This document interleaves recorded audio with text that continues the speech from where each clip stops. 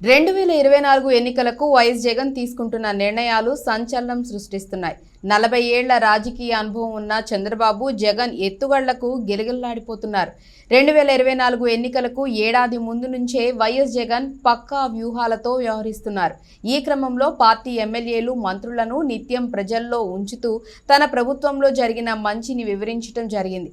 ప్రజల నుండి కూడా అదే రీతిలో మంచి స్పందన వచ్చింది. గడప గడపకు మన ప్రభుత్వం, జగనన్నకు చెబుదాం, జగనన్న ఆరోగ్య సురక్ష, సామాజిక బస్సు యాత్ర వంటి కార్యక్రమాలు సూపర్ హిట్ అయ్యాయి.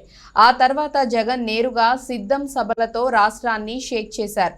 రాష్ట్ర వ్యాప్తంగా జరిగిన 4 సిద్ధం సభలకి లక్షలాది మంది జనాలు హాజరు కావటం ప్రత్యర్థులకు షాక్ ఇచ్చినట్లు అయింది. సిద్ధం సభలు అనంతరం వైసీపీ పార్టీ తరపున పోటీ చేసే ఎమ్మెల్యేలు మరియు ఎంపీ అభ్యర్థులను ఇడుపులపాయ సాక్షిగా ప్రకటించేశారు.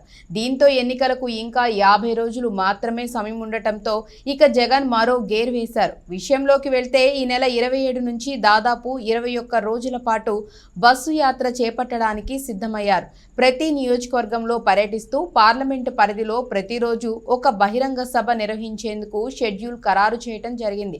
అయితే ఈ బస్సు యాత్రకు ముందే 2024 వైసీపీ మేనిఫెస్టో విడుదల చేయడానికి జగన్ డిసైడ్ అయ్యారట. వైసీపీ మేనిఫెస్టోపై చాలా కాలంగా కసరత్తు చేస్తున్న సంగతి తెలిసిందే. గత ఎన్నికల సందర్భంలో నవరత్నాల పేరుతో ప్రజలకు ఇచ్చిన హామీలలో దాదాపు 99% అమలు చేయడం జరిగింది. దీంతో ఈసారి నవరత్నాలు పథకాలతో పాటు మరిన్ని సంక్షేమ పథకాలు ప్రకటించడానికి జగన్ సిద్ధమయ్యారట. ఈ మేనిఫెస్టోలో పథకాలను ఆధారం చేసుకొని బస్సు యాత్ర చేయటానికి జగన్ రెడీ అయ్యారట. ఇక మార్చి 27 నుంచి ఎన్నికల వరకు పూర్తిగా జనంలోనే జగన్ ఉండబోతున్నట్లు సమాచారం. 2024 ఎన్నికల్లో ఎట్టి పరిస్థితుల్లో గెలిచే విధంగా జగన్ వ్యూహాత్మకంగా అడుగులు వేస్తున్నారు. మరోపక్క చంద్రబాబు కూటమి పొత్తులకు ముందు సూపర్ 6 అంటూ హడావుడి చేసింది. ఇప్పుడు పొత్తులు పెట్టుకున్న తర్వాత పరిస్థితి మొత్తం మారిపోయింది. సొంత పార్టీ నేతలకు టికెట్లు ఇచ్చుకోలేని దుస్థితిలో చంద్రబాబు చేరిపోయారు. ఇదే సమయంలో జనసేన పార్టీ కూడా పొత్తులతో బాగా డ్యామేజ్ అయిపోయింది.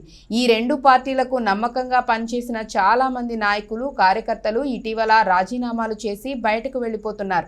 ఎన్నికలు దగ్గర పడుతున్న కొలది చంద్రబాబు వ్యవహార శైలి చూస్తుంటే కూటమిలో ఏమాత్రం జోష్ కనిపించడం లేదు. పైగా బీజేపీతో పొత్తు పెట్టుకున్న తర్వాత ఇటీవల 3 పార్టీలు ఏర్పాటు చేసిన సభ కూడా అట్టర్ ఫ్లాప్ అయింది.